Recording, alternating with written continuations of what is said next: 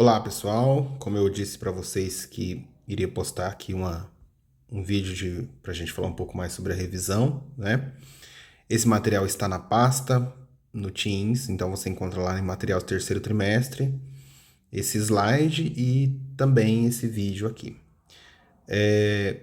Em sala, nós falamos então sobre a estrutura fundiária brasileira.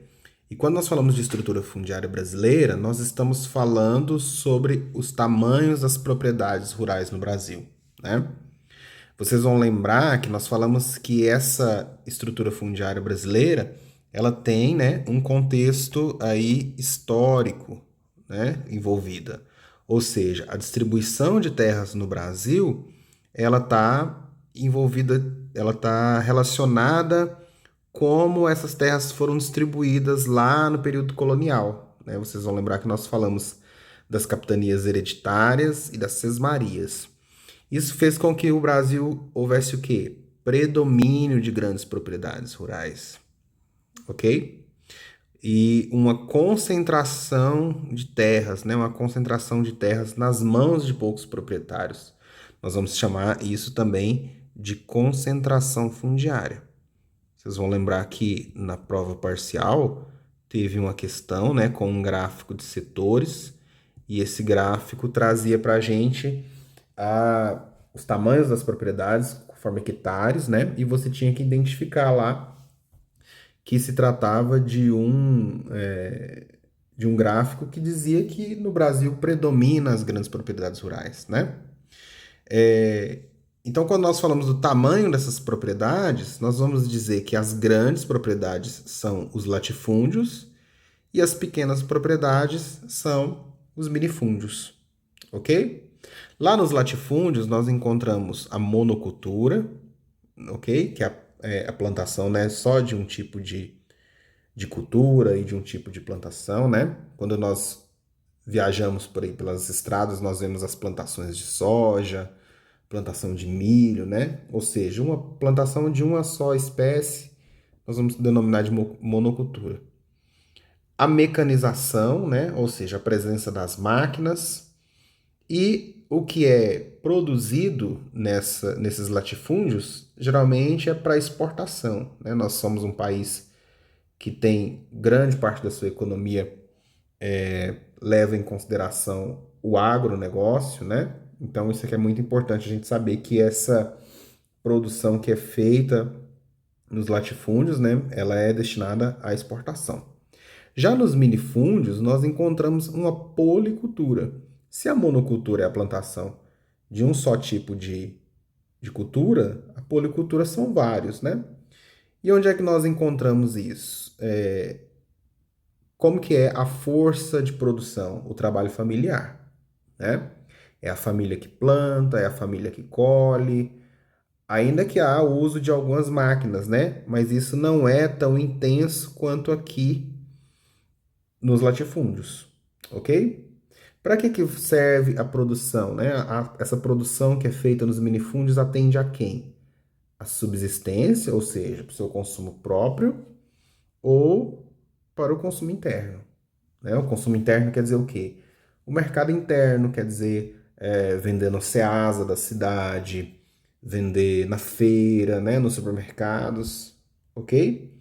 Então, essas duas formas aqui de tamanho das propriedades que caracteriza a estrutura fundiária brasileira, com predomínio dos latifúndios, ok?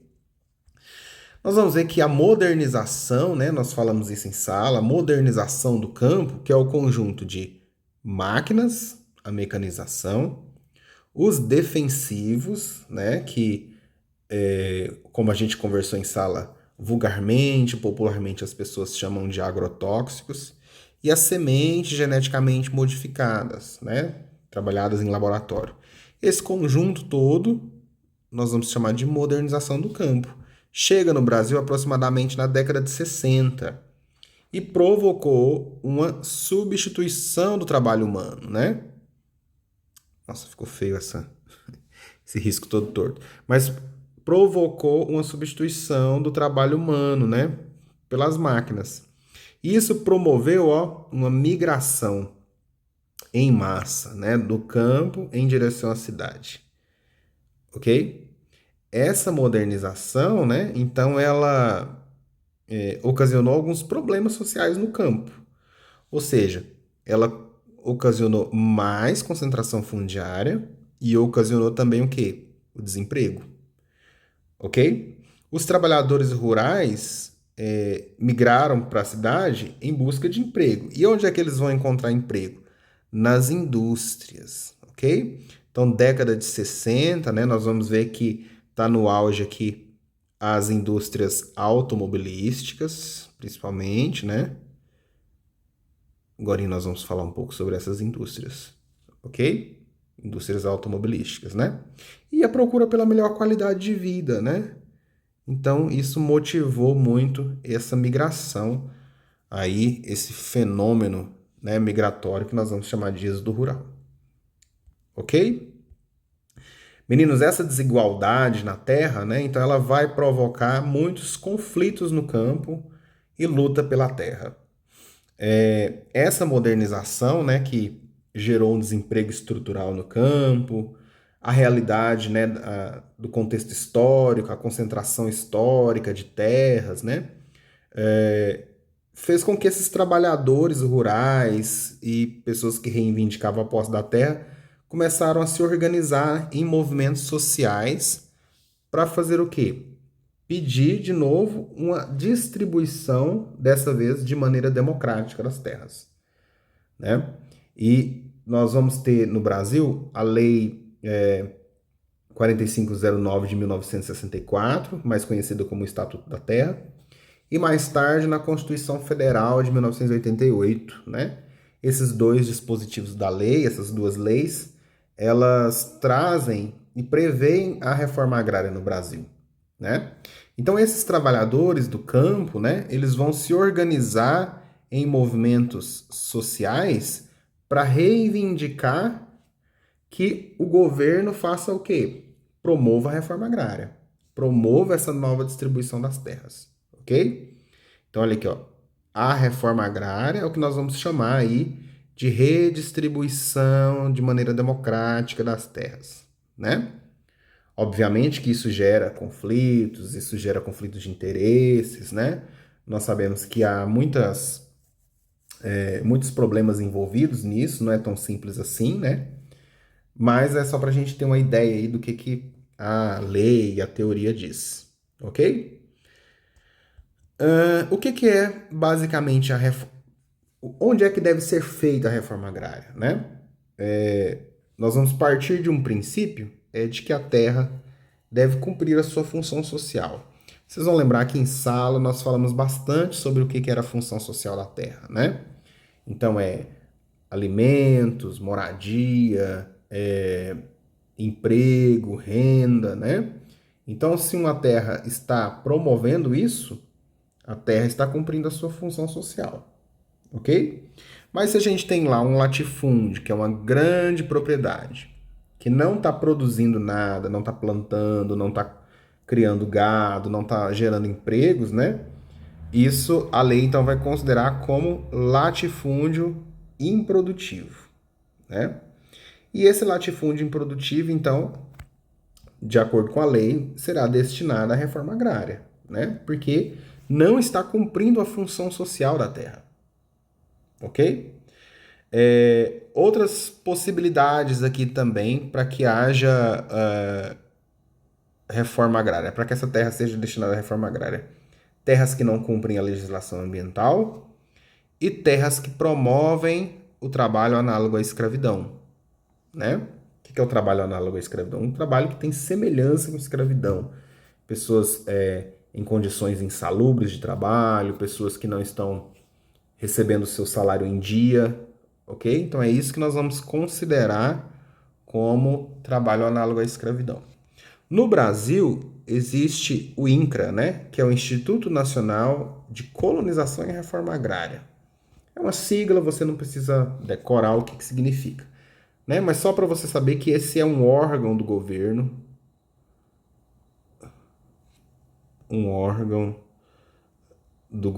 né? Que é o responsável por promover a reforma agrária. Verificar se a terra é improdutiva, né? Fazer o cadastramento dos trabalhadores que vão ser assentados nessa terra, ok? Então, o INCRA, o que ele faz? Identificou lá o latifúndio improdutivo, vai lá, faz a desapropriação da terra, né? E indeniza o dono da terra, ok? Indeniza o dono da terra, né? Pelo valor da terra e pelas benfeitorias que são feitas. Gente, lembrando que tudo que nós estamos falando sobre isso é o que diz a lei, é o que diz a teoria. Se isso acontece na prática, né? É outra conversa, ok? Então, estou trazendo para vocês aqui o que diz a lei, né? A teoria, tá bom? Depois disso, então, há o assentamento, né, dessas pessoas nessa terra, né, desses trabalhadores para produzir, né, para que a terra se torne produtiva, para que a terra cumpra agora sua função social. Ok? Então, o que a gente não pode esquecer? Que a terra que não estiver cumprindo a sua função social será destinada à reforma agrária.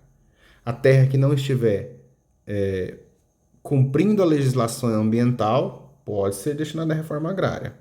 A terra que estiver promovendo trabalho análogo à escravidão pode ser destinada à reforma agrária.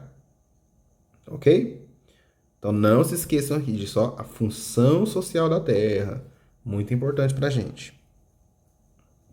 Alguma dúvida, gente? Qualquer dúvida que vocês tiverem, me manda no chat e a gente vai conversando.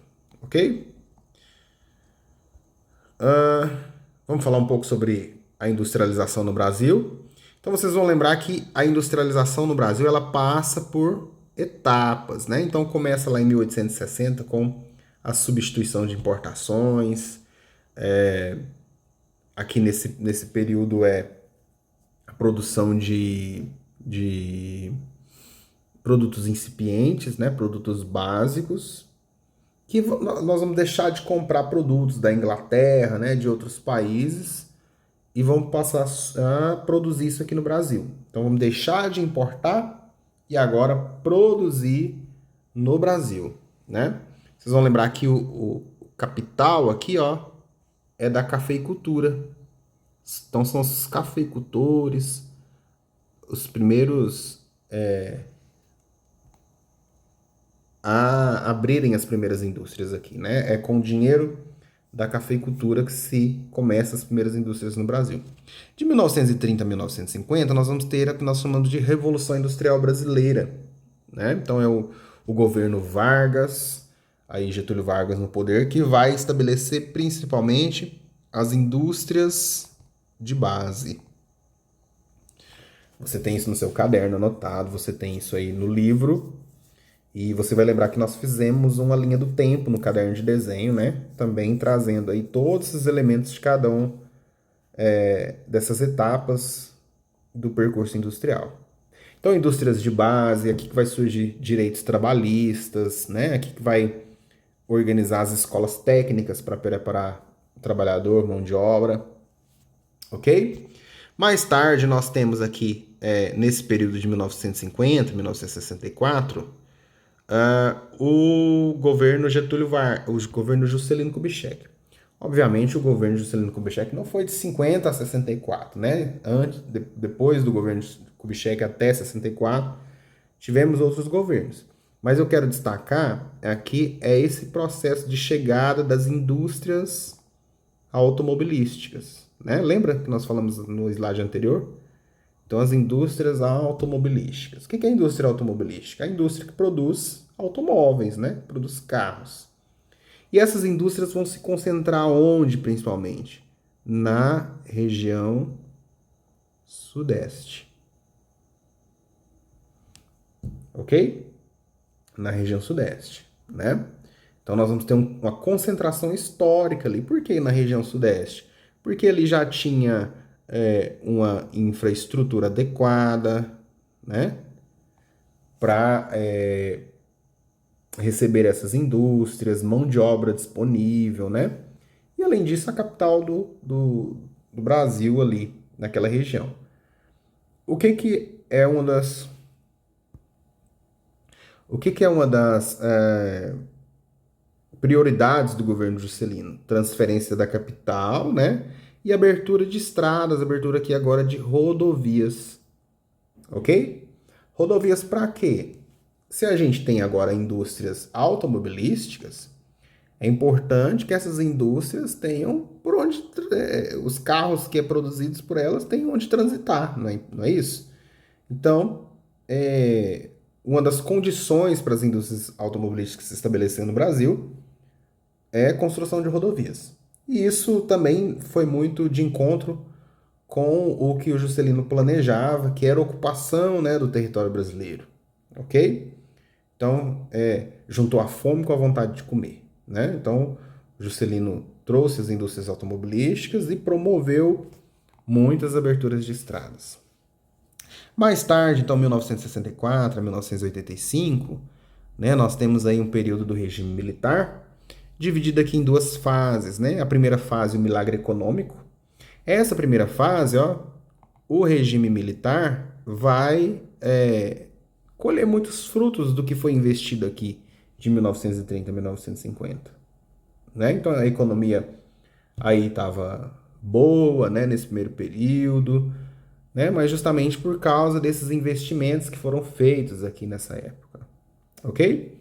Mais tarde, de 1974 a 1985, vai haver então um declínio, né, do regime militar. O regime militar começa então a trazer os seus primeiros sinais de economia ruim, né, em declínio, mas justamente por causa de movimentos grevistas, então movimentos grevistas e movimentos pedindo de volta a democracia, então movimentos de redemocratização, ok? Esses movimentos de greve, né, trabalhadores reivindicando direitos trabalhistas, junta-se com esses movimentos que pedem de volta a democracia, né? E começa então um declínio do regime militar, ok? Mas o que é importante aqui em relação às indústrias? Aqui, ó, nesse período, há um forte investimento principalmente na construção de obras públicas, né? Isso gerou muito trabalho, né? Principalmente trabalho na construção civil. Então, nós temos construção da Ponte Rio-Niterói, por exemplo, né? Que mobilizou muita mão de obra, ok? Isso foi uma característica, né, do período militar, né? Que dá base para a infraestrutura, né? Para que haja uma industrialização mais robusta, ok? Então, em 1989, nós temos uma nova eleição, né? Onde o presidente Fernando Collor é eleito. E a partir então daí, nós temos uma nova forma de conceber a economia, né? Que é o neoliberalismo. O neoliberalismo ele vai dizer o quê? Precisamos ter pouca intervenção do Estado, né? E a economia ela vai se autorregular ali. Então, as indústrias que têm que tomar de conta da economia, né? É o mercado que tem que tomar de conta da economia. O Estado precisa cuidar de outras coisas. Então, essa é a visão neoliberal, né? Isso se estabelece, então, a partir da década de 90, vai nos anos 2000, né? E perdura até os dias de hoje. Ok? Lembra que nós falamos que as indústrias se concentraram, né? Então, principalmente na região sudeste e também na região sul, né? Porém, com mais intensidade aqui na região sudeste, ok? Então, devido à infraestrutura, o contexto histórico e outros fatores locacionais, as indústrias no Brasil se concentraram na região sudeste. Beleza, galera? Então, olha aqui esse mapinha aqui, dá pra gente entender isso melhor um pouco, né? A área de maior industrialização aqui, ok? Só que ao longo do tempo, as indústrias foram vendo o quê? Que ficar num lugar onde tem tanta infraestrutura assim e mão de obra mais cara, né? Acabou diminuindo a lucratividade dessas indústrias. Então, o que elas vão dizer? Vão dizer assim, olha, nós precisamos ir para outras regiões do país, né? Então, esse processo de sair daqui, ó, e ir para outras regiões do país, nós vamos chamar de desconcentração industrial. Ok? Desconcentração industrial. Né? Então, os estados vão começar a oferecer principalmente incentivos fiscais. O que são os incentivos fiscais? Né? Nós falamos em sala, vocês me deram exemplos. A diminuição, sei lá, por exemplo, do IPTU, a isenção, sei lá, do IPVA, né, dos carros das indústrias,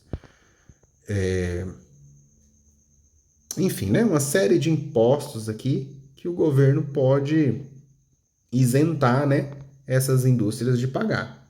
Além disso, oferecer também linhas de crédito para que essas indústrias construam suas fábricas, né, comprem matéria-prima e por aí vai.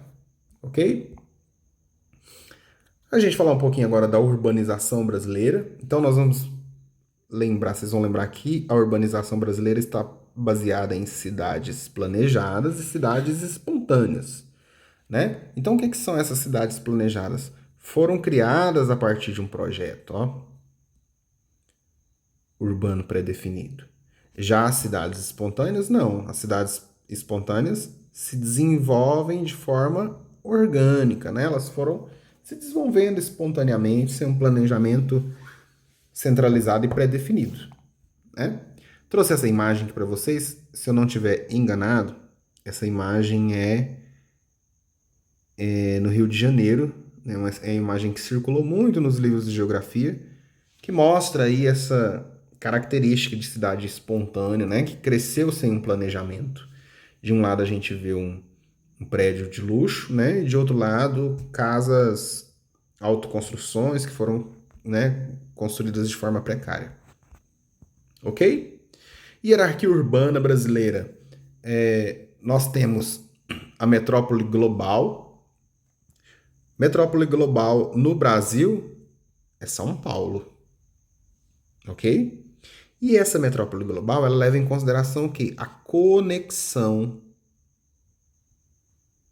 com os diferentes centros globais do mundo. E essa conexão, gente, ela se dá, ó, pela internet, pelos meios de comunicação, ok? Né? Pelas práticas econômicas, tá? Então, São Paulo é essa cidade que dialoga aí com o restante do mundo e outras cidades, né? Assim como ela, nesse sentido de uma metrópole que se destaca no Brasil no sentido econômico, né? E aí a gente tem a metrópole nacional, Brasília e Rio de Janeiro são exemplos. Metrópole como Goiânia, capital regional, centros subregionais, ok? Então lá no material de vocês está trazendo cada um deles, lá no livro, nas páginas que eu indiquei, no capítulo, né, que nós tratamos de urbanização, está trazendo lá para vocês a definição de cada um desses, tá? Leia e fique ciente de cada um deles. Problemas urbanos, gente. Então, tanto a cidade planejada aqui, ó, quanto a cidade espontânea, elas vão apresentar problemas urbanos, ok? Qual que é a diferença de uma cidade planejada e uma cidade espontânea no sentido dos problemas urbanos? Nas cidades espontâneas, nós vemos esse problema escancarado nas regiões centrais, por exemplo. Já nas cidades planejadas, não. Esses problemas, ó, estão afastados do centro da cidade. Goiânia, por exemplo, é uma cidade planejada, mas se nós andarmos nas regiões mais centrais, né, nós não vamos ver, por exemplo, o problema da favelização. Ok? Nós não vamos perceber o problema da gentrificação. Apesar que há ainda, né, alguns pontos de valorização imobiliária no centro da cidade. Ok? Mas esses problemas urbanos são mais evidentes nas cidades espontâneas. Porém, nas cidades planejadas, eles estão mais às margens, né? Ou seja, distantes do centro, nas regiões de periferia. Ok? E esses problemas urbanos, gente, são de grande maioria de ordem, social e econômico, né? Esse processo de segregação socioespacial, né? Vamos lembrar que nós conversamos em sala que a segregação socioespacial no Brasil está relacionada com a questão de renda, de classe, né? Ocupação dos espaços por pessoas mais favorecidas, né? Por pessoas que ocupam o centro das regiões mais centrais e as pessoas menos favorecidas ocupam as regiões mais distantes do centro, ok? A conurbação é quando nós temos a junção, né, de duas cidades. A cidade vai crescendo, crescendo, crescendo, crescendo, ao ponto de encontrar com outra cidade, né? Então, exemplo aqui, Goiânia, Goianira, né? Foram crescendo, as cidades vão crescendo. Quando há esse encontro aqui, a gente tem hora que já não sabe mais qual cidade é qual, né? Tem só ali uma avenida separando, né? Mas se você não perceber, você pensa que está numa cidade só, né? Então, esse processo de conurbação, crescimento acelerado das cidades provoca isso, beleza? A gentrificação, né, é a valorização imobiliária de áreas que antes eram desvalorizadas pela chegada de serviços públicos ou de empreendimentos como shoppings, por exemplo. Vocês vão lembrar que nós falamos de um exemplo aqui em Goiânia do shopping Passeio das Águas, né? Esse shopping chegou ali na região noroeste e começou a valorizar essa região, né? Então essas pessoas que antes moravam aqui, nessa região mais barata da cidade, agora tem que mudar para mais longe ainda, porque o custo de vida se torna mais alto nessas regiões, ok? Problemas ambientais como as ilhas de calor, a inversão térmica, a poluição hídrica, né? O que é a poluição hídrica? A poluição dos corpos d'água, poluição dos rios, dos córregos, dos lençóis freáticos, né? São problemas de ordem ambiental, porém urbano, né? O acúmulo do lixo, né? A questão dos lixões, dos aterros sanitários, que muitas vezes é um problema, né, na cidade. Ok? Então lá no material de vocês está bem especificado cada um deles. Leia bastante sobre eles. E por fim, as redes de transporte e de comunicação, né? Nas redes de transporte, nós temos isso aqui que nós chamamos de modais de transporte. Qual deles predomina no Brasil? As rodovias. Então, predomínio no Brasil. Predominam no Brasil as rodovias. Ok? Já as ferrovias são as mais adequadas, né, para o transporte de cargas pesadas. Mas a malha ferroviária no Brasil, ela se concentra em determinada região, ela não está espalhada pelo Brasil inteiro, né? Então, por quê? Porque tem um alto custo de implantação na ferrovia. Já a rodovia, não, tem um custo mais barato, né? Então, olha, esse modal foi pouco desenvolvido, né? O modal ferroviário. Pouco desenvolvido e concentra-se em uma porção do território. Veja que ela se concentra mais aqui na região sudeste também, né? Sudeste e sul. E isso está relacionado com a industrialização. Isso está relacionado com a agricultura, né? Ok? Temos no Brasil também as hidrovias, né, que se concentram principalmente aqui na região norte. Vamos lembrar que nós temos uma importante bacia hidrográfica nessa região, né, que é a bacia hidrográfica do Rio Amazonas. Temos as aerovias, né? Aerovias, principalmente para quê? Transporte de cargas pequenas, né? Mas que geralmente tem, ó, grande valor atribuído. Beleza? As dutovias, né, para transporte de... Então, são tubulações, né, encanações que carregam, transportam água e combustíveis. Ok? O transporte intermodal é o transporte que nós utilizamos dois ou mais tipos de modais, né? Dois ou mais modais de transporte. Ok? Então, lembrem-se disso aqui, ó, da concentração das indústrias, da concentração das ferrovias nessa região, né? É um modal pouco desenvolvido no Brasil. Ok, galera? Um grande beijo para vocês.